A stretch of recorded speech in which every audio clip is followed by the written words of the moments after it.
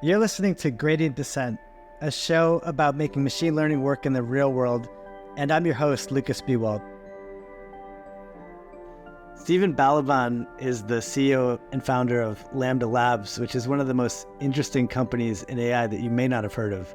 They have a huge amount of revenue selling GPUs in hardware and in the cloud, and they overlap with a huge fraction of Weights and Biases customers. So we've known them for a long time.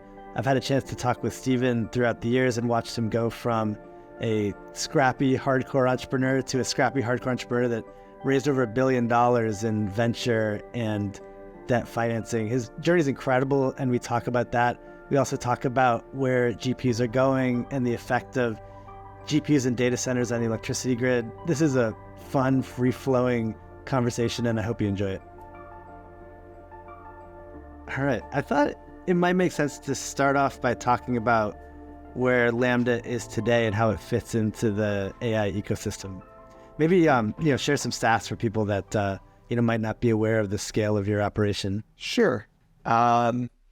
So Lambda provides workstation servers and cloud services to people who are training and inferencing neural networks. As far as the scale, we've got around a little under a $200 million run rate hardware business, and probably around $250 million run rate cloud business. So overall, we're about 400 or so top line revenue. That's amazing. And what's the growth been like? Like, when did it start to really take off? So, we started the on-prem infrastructure business in 2017, basically just selling workstations to other AI researchers and engineers. And, we did that because, we were running this application called DreamScope. And it was an early, if you remember, style transfer stuff, it was Gattei's style transfer was the paper. And we ended up having this really expensive AWS bill for that. It was like $40,000 a month. And we ended up having to sort of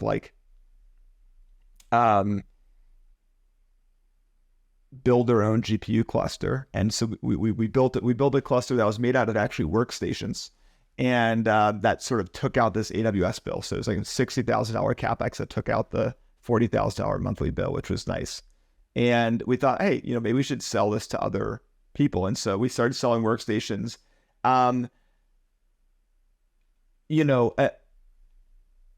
Essentially, we were probably just going to go out of business, if we didn't pivot the company, because DreamScope wasn't making any money. But when we first started doing it, it was I think it was March of 2017.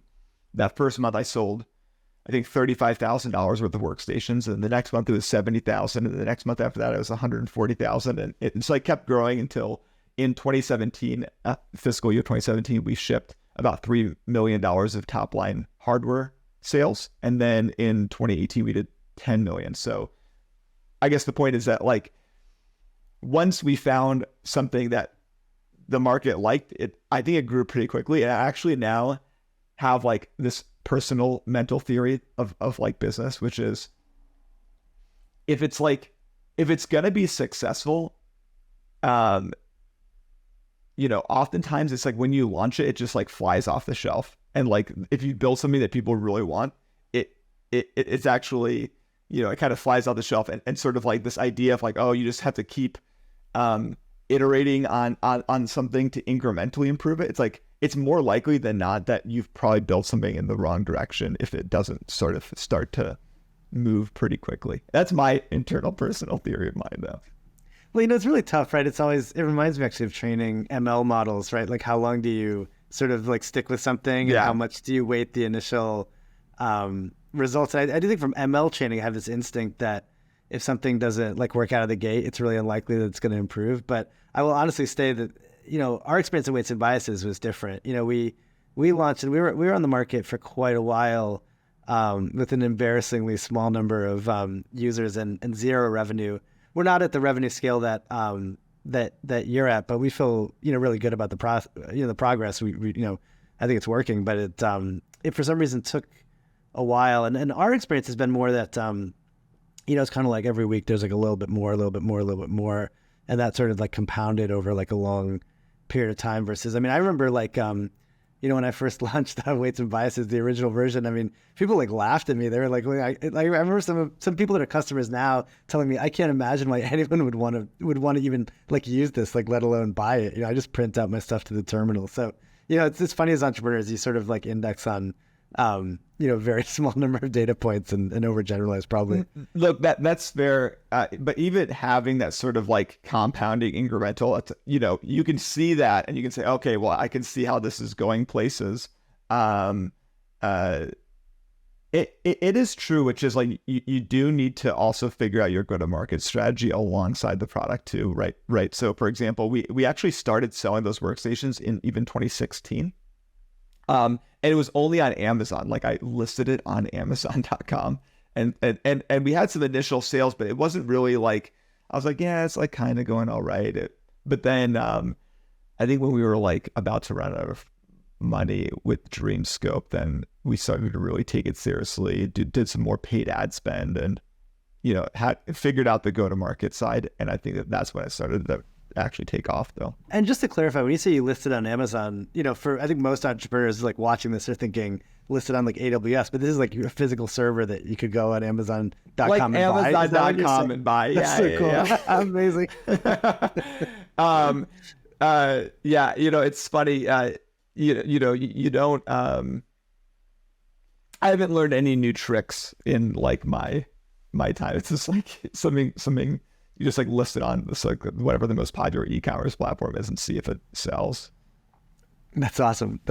And I guess we're immediately going off script. I was trying to, focus on the present, but honestly, the questions I wanted to ask you are like a little bit more like, in the past. It seems like you actually ran a company, for several years that like was totally different.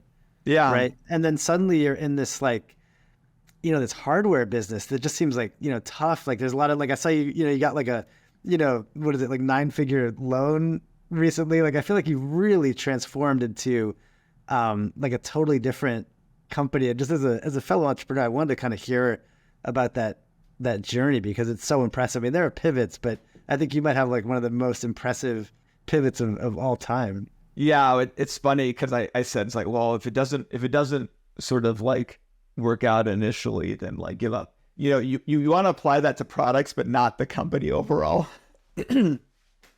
So, the pivots were pretty intense.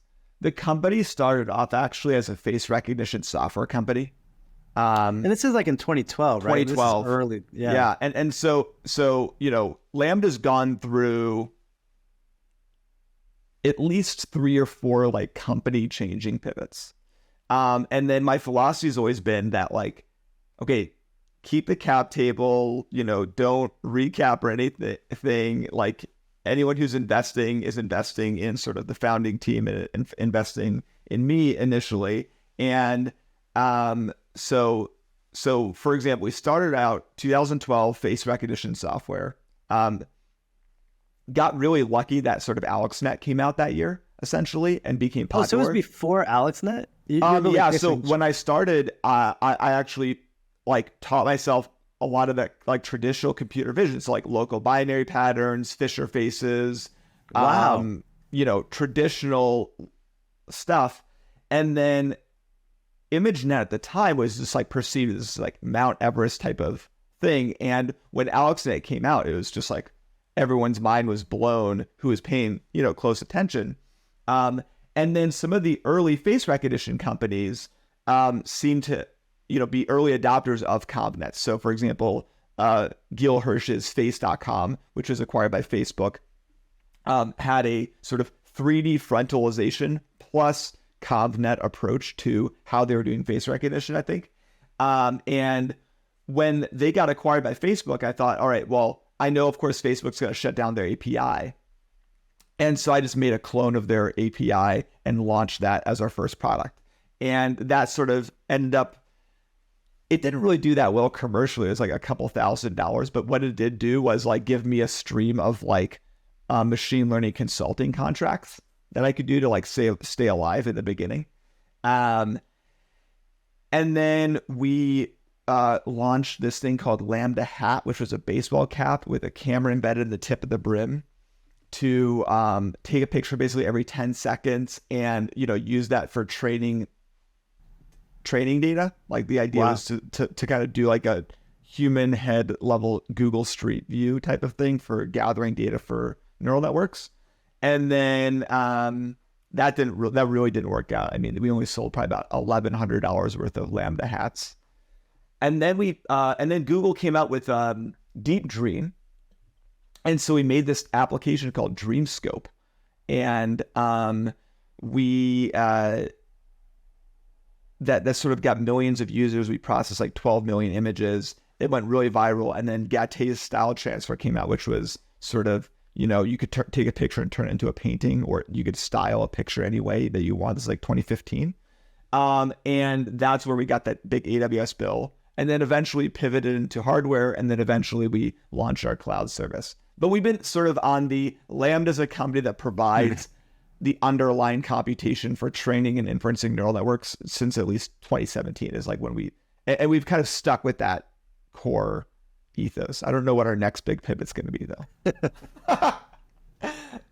In 2017, I mean, you're already like 4 or 5 years in, and you're telling the team like, hey, now we're gonna we're gonna sell hardware, which like I remember talking about your company to investors and kind of pitching investors on your company because I was using your product and liked your product, and I remember the feedback was like, don't even introduce me to these guys, they have like no moat, like this is hardware, like there's so many things that were like kind of different than the investor playbook. Like, was it hard to bring your team along with what you were doing there? I think it wasn't hard to bring the team along because it was making money and it was like a profitable business. I mean, for 2017, 2018, 2019, and a little bit farther on, we were basically a, net income profitable company, right? So we were kind of, if you will, as some VCs put it, punk rock profitable, which was an interesting way to say that they think of that our business is garbage. And it wasn't hard to bring the team along. Certainly, it's been really hard to raise money. I'll tell people what our top line revenue is, that we're profitable, and they're just astounded how hard that I find it is to raise money. I've never had a competing term sheet. It's just not easy, I think, as a hardware business, to do something. It's okay. Okay, I just want to say as an aside to people listening, I feel like, you listen to a lot of podcasts about raising money, and they'll go to the person who has kind of like the hottest Series A, and then they'll give you advice, absolutely terrible advice. And it's like over and over and over, that's who people ask. And there's sort of like a rationality to that of like, okay, this person was like visibly successful in raising money, like, with like a bunch of Stanford, PhDs and, right. VC connections. But I feel like the people who most people should really ask about raising money is you, right? Because that's like what really like hones your skills, and you're probably a company where fundraising skill is really the difference between a fundraise succeeding and not, and you've kind of emerged as one of the leaders. I mean, you should say like what was the last round's valuation? It was not small. The last round was basically a 1.2 billion pre-money valuation, and we raised 320 million. So that's pretty good. So any fundraising tips for the for the GPU poor out there? Yeah. So I certainly it's been on hard mode, right? So it's like maybe you could it's like if you ever played Diablo 2, maybe you could talk to hardcore characters about how they survive and don't ever have their character die. So, okay, well, it's like this, like, okay, so one, build a good business. That's like so obvious. That's like the obvious thing as build a good business. And to do that, you have to like build a product that delights people, and you're going to get customers. And so offer a great product at a reasonable price. This is like timeless stuff.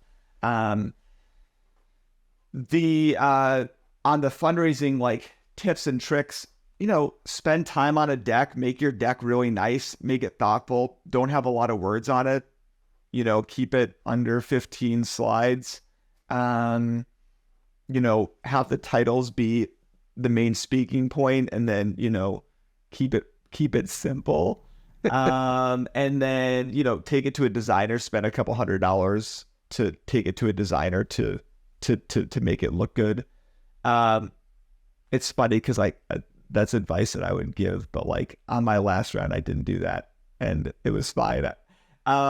Writing a thoughtful strategy memo, I thought was kind of a nice little thing. It's more helpful for you to just like put down your thoughts about the strategy and direction that you're trying to build the business in.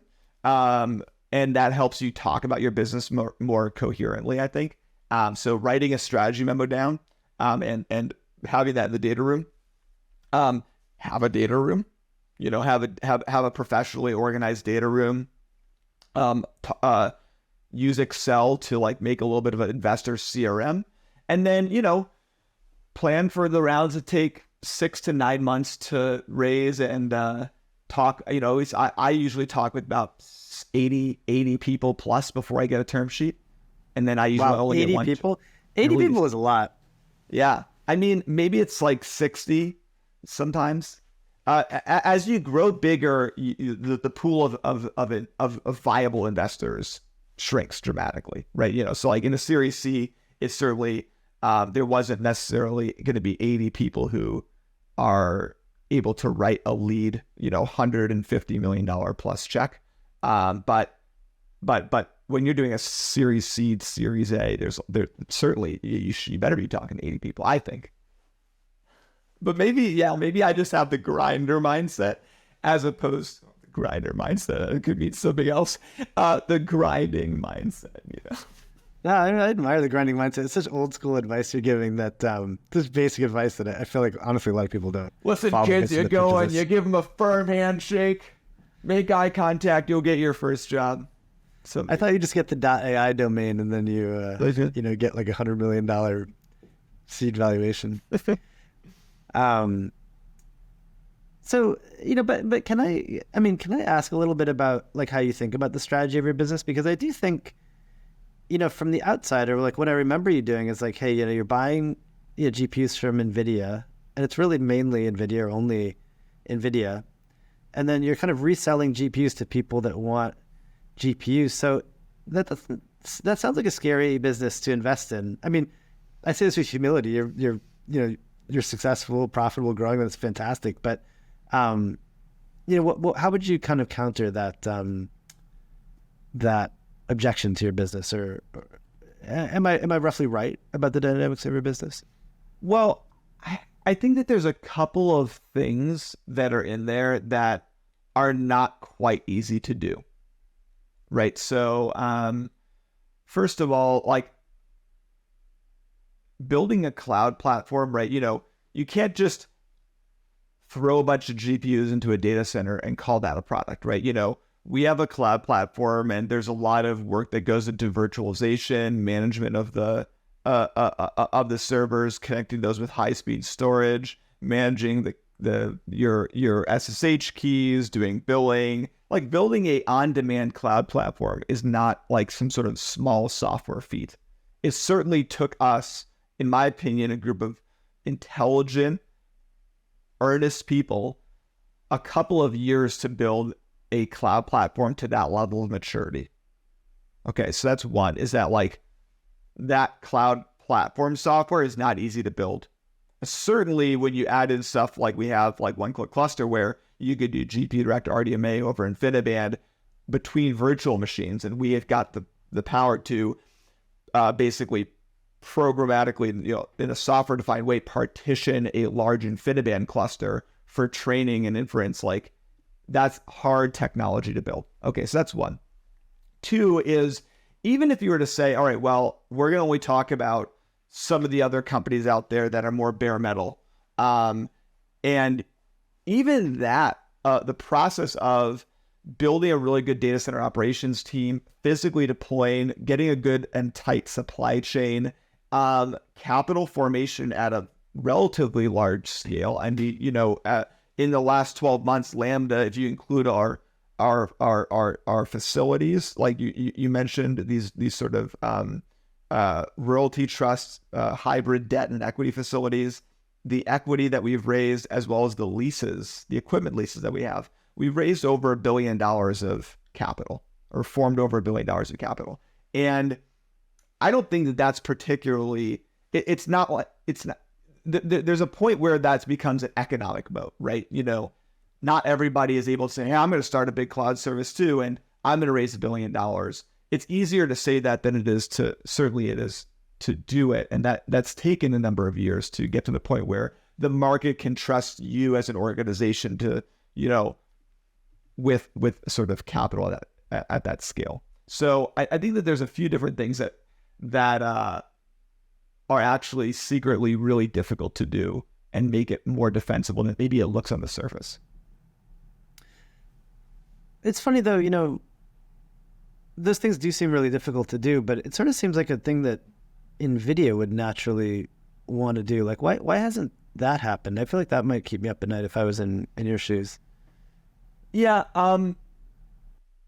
So I think there's a few different things here. One is Nvidia's always had such a strong partnering motion with regards to how they go to market and how they look at things.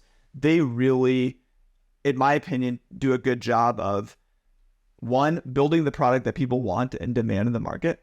Two, building a partner ecosystem around their company so that some of the biggest companies in the world, Google, Amazon, and Microsoft, are essentially channel partners for them.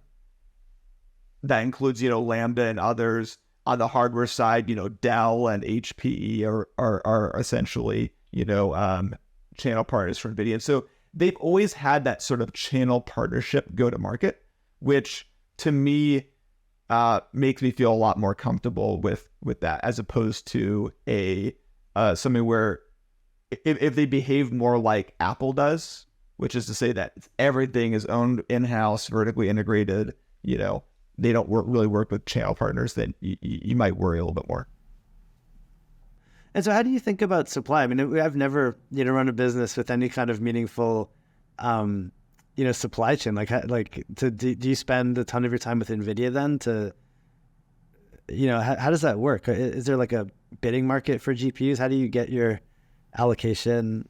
Yeah, I mean, there's just standard channels. I mean, we're in their partnership program. Our supply chain people talk with their supply chain people, as well as all the other vendors that goes into standing up an AI data center, whether it's the data center companies or some of the networking companies, obviously the server OEMs, and then you sort of tie that all together. And so you just have your supply chain people talking with everyone's counterparts within your supply chain. Yeah, I mean, it's been interesting too. That really wasn't my background. I did get into sort of a little bit of the consumer electronics space with the Lambda hat early in my career. I guess that was like circa 2014-ish, 2013, 2014 when I was doing that. And so that somehow gave me a little bit of preparation for sort of what some of these supply chains look like. And I guess, do you think that there's is it still totally demand constrained for the new chips? And do you think that'll continue for a good long time? And we see some interesting articles coming out. Like, I think David Kahn at Sequoia wrote, a week or two ago that, it's kind of hard to imagine getting payback for all the dollars being invested in, purchasing GPUs and spending GPUs right now. Do you have a perspective there? Yeah, I read his article, and look, I think there's a few different things that are probably incorrectly assessed in that article.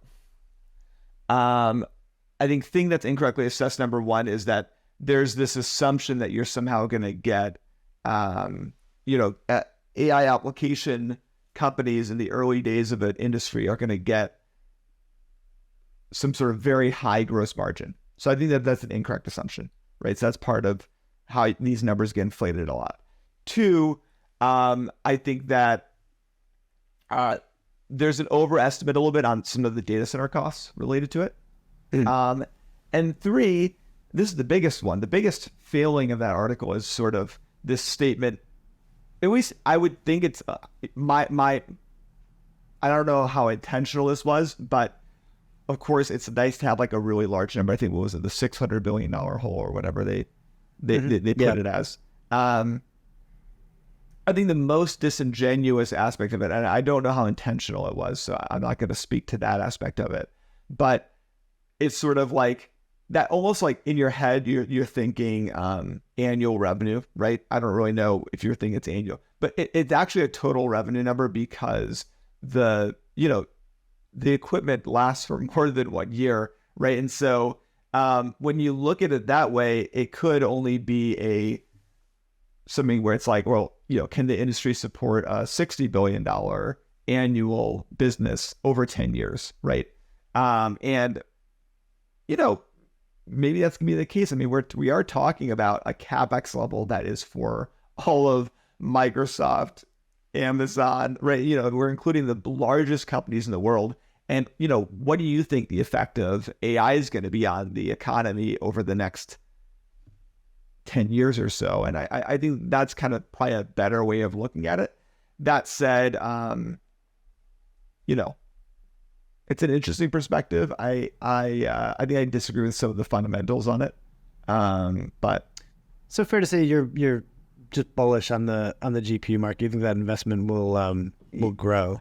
I think it's hard. As I forget whose this quote's from, but somebody to the effect of, it's really hard to get somebody to understand something if their livelihood depends on it or whatever, right?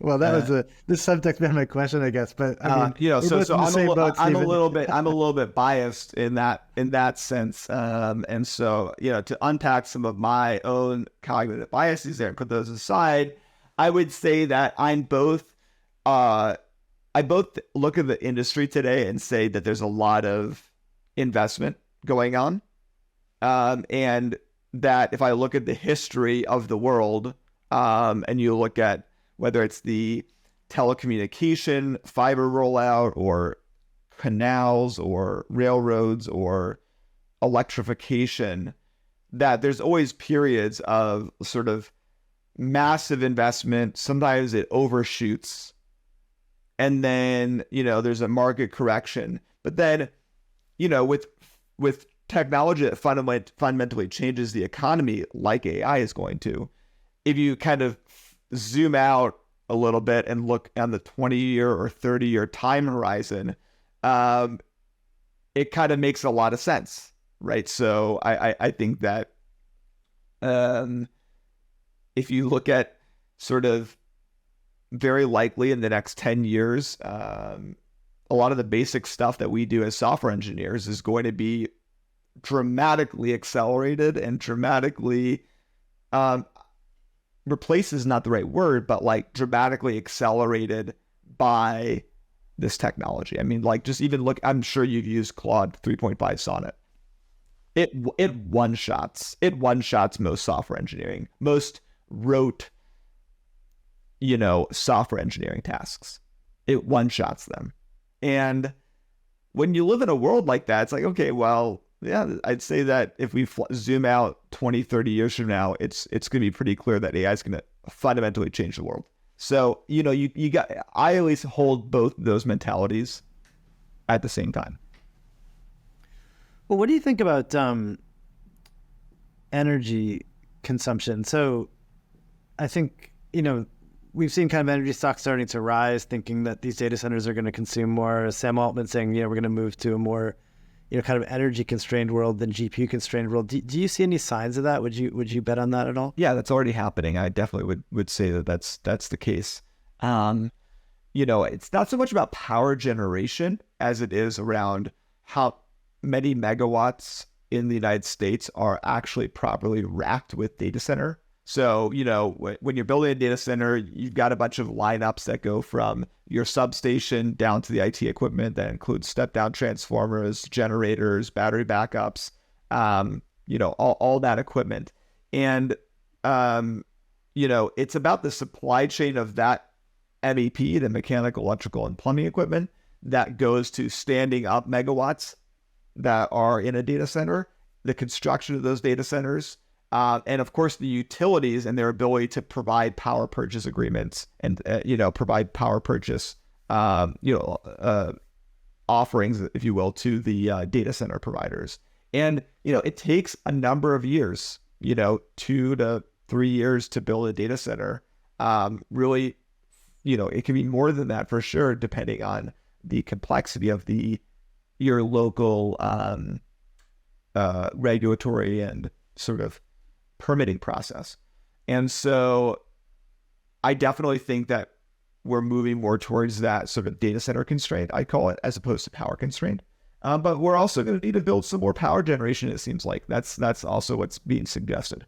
And so, yeah, it's interesting times over the next couple of years. Is that something that you think about? Like, do you think about where power is cheap to move your hardware there? Or how do you think for sure. I mean, I think about, is it where power is cheap? It's where power is available. It's where, standing a data center up makes sense. So there's a lot of different factors there. We definitely think about it.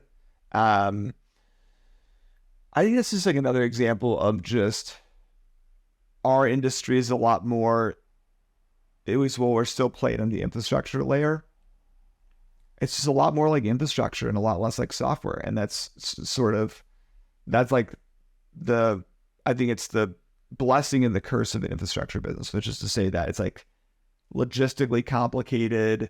It's very capital intensive. But the blessing is that these are huge barriers to entry. Most software entrepreneurs do not feel comfortable or otherwise, they don't have that type of business, and investors kind of don't want to invest in that kind of business. Some certain types of investors, certainly traditional VCs.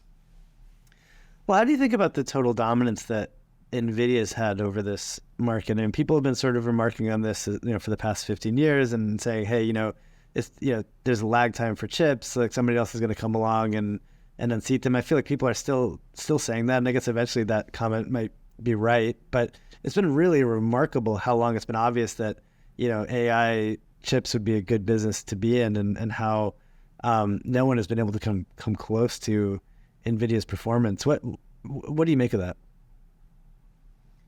Well, Nvidia's built the best product in the market, and that's the reason why people are demanding it.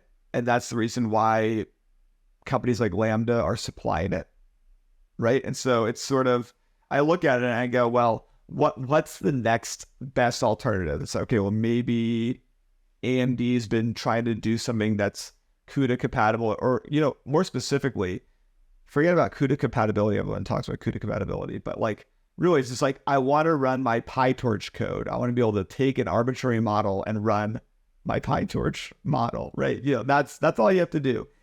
They've been trying to do that since 2017. And it's just like, whenever you check in on that project, there's always like, oh, well, there's a little bit of handling that's still required to transfer and transition your code over. And so I think it's turned out to essentially be a much more difficult problem, which is to say the collection of software products that ranges from CUDA, cuDNN, Nickel, as well as just sort of an ecosystem of model builders who are using PyTorch, and that has turned out to be a lot stickier, I think, than people expected, maybe.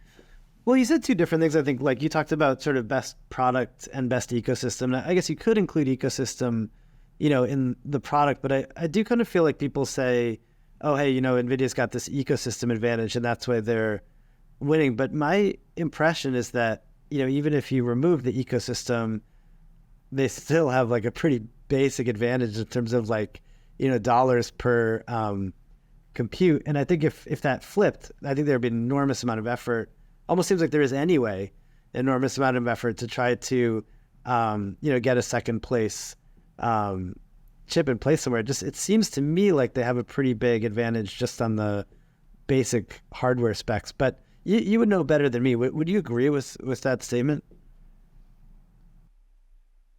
Yeah, I mean, I would say that Nvidia, in addition to having the best software, has the best hardware on a flops per dollar basis. But again, you have to look at flops per dollar holistically, right? The dollar denominator, there's a few different items in there. There's the actual CapEx, there's your OpEx, which is to say the sort of dollar per flops, right? Fundamentally, it's flops per joule, right? That's driving that OpEx. And then on top of that, there's the sort of software engineering time that it takes to move your model over. That's a denominator value, right? That's part of the dollar cost, if you will. Well, actually, Stephen, can I interrupt you? So for a typical customer right now, which is more? Is it the CapEx or the OpEx? Like, is it the buying the hardware and setting it up, or is it running it that dominates the cost? I mean, my impression is like the energy cost still is small compared to the cost of the CapEx is larger than the OpEx for sure. But is that changing? I don't think so. No. I see. Okay. That's the CapEx of the IT equipment is definitely the larger part of, your overall sort of cost of services or cost of goods sold. And so you kind of look at that as being, first is your CapEx, next would be sort of your data center rent and power and operations. Do you think that it'll change our electricity grid to have this much stuff coming online? It's so funny because you say that, because I've been thinking about this since maybe 2018, that AI, if it's ever super successful, is going to have to change our grid and change actually even the way that homes are designed. The reason I've been thinking about this is because in the United States, your basic plug is a NEMA 515R receptacle, which is like your standard wall socket plug with two prongs and a ground. That's your standard thing. A 515R is rated for essentially it's like rated for 15 amps essentially. It's really 20-ish, but the point is that it's rated for 15 amps. And so your PSUs sort of max out after an 80% derating to around 1600 watts, which is why you'll see that most desktop computers by default are only things that you can plug into the wall that they're going to peak out at 1600 watts. Well, if you want to do 4 4090s or 4 GPU workstation, you run up into power problems. And I've always wished can we go to 240 volt? That's one option. Can you increase the amperage and make it so that appliance receptacles in homes start to be a little bit more 30 amp circuits or something? There's a bunch of different things, but I've always been thinking about this, and it's funny because it's definitely here now. I don't know if it's going to change the residential grid as much as EVs. EVs will probably change the residential grid a little bit more than we're thinking. But are you imagining a lot of people want to run these in their basement? I am a fundamental believer that sure, look, data centers are always going to exist, and you're gonna. I think that if you flash forward 20 years, the world's going to be something like this. You have the largest and greatest AI models that are in data centers, and sometimes you want to talk to those through your phone or through your laptop or whatever, or through your brain-computer interface. And those are going to be running in data centers. That's going to be obviously super specialized. Those will be running in data centers that are largely being, planned and built today. Those will be running in data centers that are largely planned and built today. But then, these models are going to be running and trained. A lot of them might be fine-tuned and trained locally. People like the freedom and power to be able to inference something where data is not going up into a cloud service. I think people will continue to do that, and I think that's going to be a big part of how AI is run. And I think that if you flash forward, some of the largest models that we're seeing today are going to be something that's going to be able to run on your latest generation iPhone, and will need to. It needs to be local because you can't really, as large language models and as AI eats more and more of software. Like, so I kind of look at it as sort of like this pipe, as like this set, this is the set of all things that can be implemented in software. If you look at an application like ChatGPT, it's like sort of like 90% large language model and then a really thin wrapper of like legacy software. I think that more and more the software that we write today will look more like that, as an LLM or a diffusion model or another AI model eats what was traditionally human written code. So for example, in a video game, you'll probably see something where like instead of dialogue trees, there's going to be an LLM that generates a dialogue for an agent. Instead of a traditional signal processing based text to speech platform, you'll have a very complicated audio recording playback system like you have in Oblivion. You'll have a text to speech neural network. And so you can see that those are neural networks eating core pieces of software. The only way for that to be economic is for that system to be running locally. And so I think there's going to be more of a demand that's going to drive stuff to the edge. I just think that's how it's going to work personally. Why do you say the only way for that to be economic is for it to run on the edge? Like, I would think it would be simpler and cheaper to put the computer in a data center close to a cheaper power source. Yeah, you would think that. But like, then you have to ask yourself the question is, why is that there's not been a single successful cloud gaming company ever? Meaning, by cloud gaming, I mean, sort of, if you remember what Google tried to do with Stadia, and before that there was like on demand, or I forget what the name is in the previous companies around this idea of hosting consoles or otherwise hosting a gaming PC that you can remote into. Latency sucks. Speed of light is a factor. Speed of light through a variety of mediums between you and the data center. It doesn't matter if it's close to you, right? That's still a major issue. And I just don't believe that's ever going to happen. I certainly believe that there will be instances of that for the largest models. There's no doubt about that. That's obvious, because you're not going to have a 10 kilowatt computer in your house. But I think that for like, if I'm trying to game 10 years from now, it's going to have to be in a system that is going to be either in a 1600 watt envelope, or we're going to have to change a little bit about our grid. I think that it wouldn't surprise me if people figure out a way to hijack the EV ecosystem that's being built right now, which is, a lot of people right now are getting a new sub panel or 50 amp sub panel or whatever installed to charge an EV. Maybe throw in a couple 50 amp breakers for an AI system in the future that you put in your garage. I had the thought, but I think it might be unusual. You had that thought, but you thought it was unusual, or you've got another one? I think I might be. I think I might be the only one in my block, even in San Francisco, that's installing the EV panel with a thought to I want to maybe one day you'll have but I think this stuff will get appliance-ized in the same way that EVs are. Interesting. Well, okay. I mean, we're close out of time, but I'd love to kind of end with if you have some thoughts on where Lambda might go in the next couple of years. I mean, you're in this really interesting situation right in the center of everything going on, with like a massive amount of capital flowing into you. Maybe you don't make a major pivot, but what might be new directions for Lambda in the next few years? Yeah, I mean, here's the thing. It's sort of like, maybe you don't make a major pivot.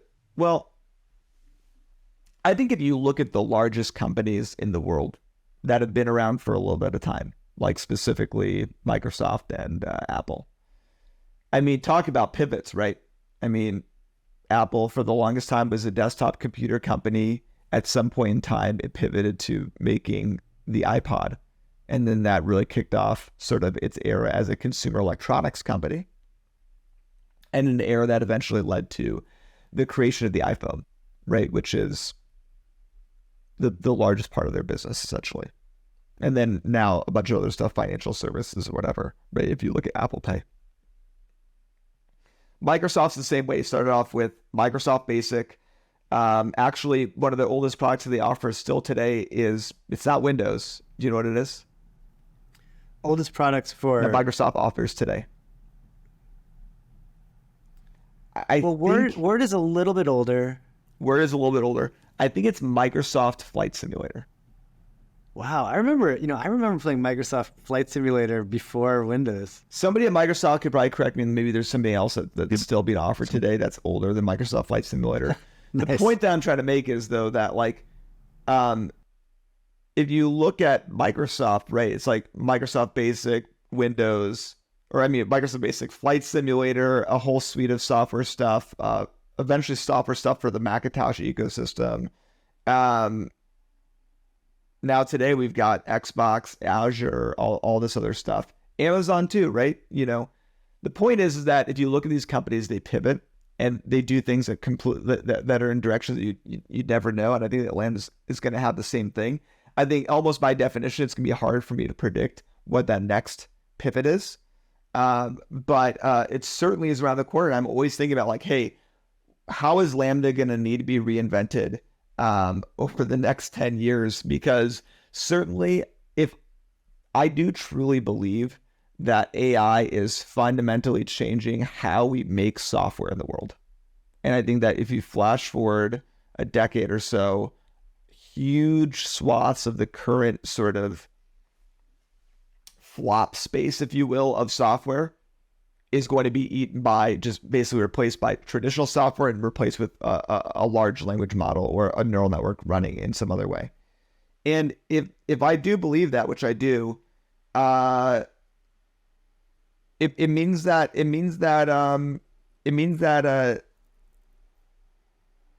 you know, Lambda itself is going to have to adopt those methods for making our software.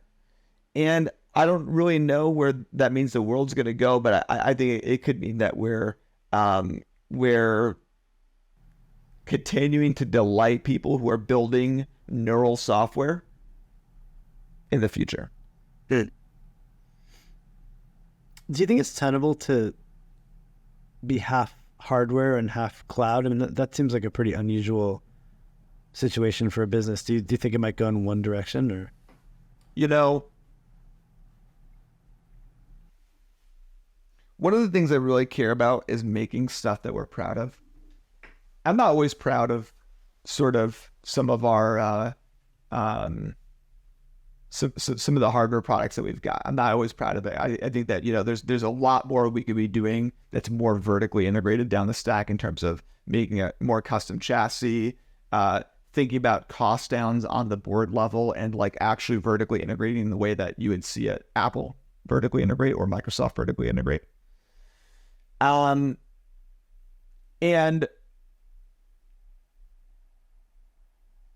I really think that in order to build the best thing in the world and the thing that you're most proud of, you got to have control over both in some way, shape, or form. Does it mean that we need to go down to the chip level and make our own accelerators? No, I don't think that's.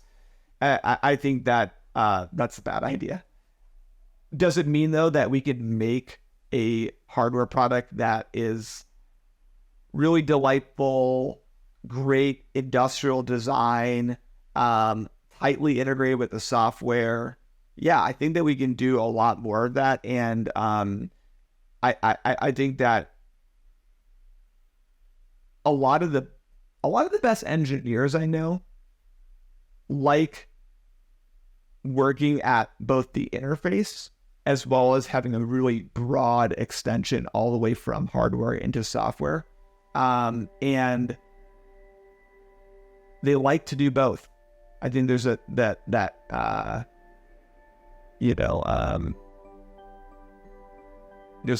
some quote about it, but it doesn't really matter. You can put it up. You can find the quote that I'm thinking about somewhere else.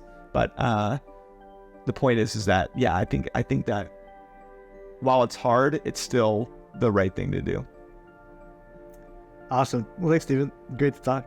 Yeah, Lukas, good to see you. Yeah, good to see you, man. Thanks so much for listening to this episode of Gradient Dissent. Please stay tuned for future episodes.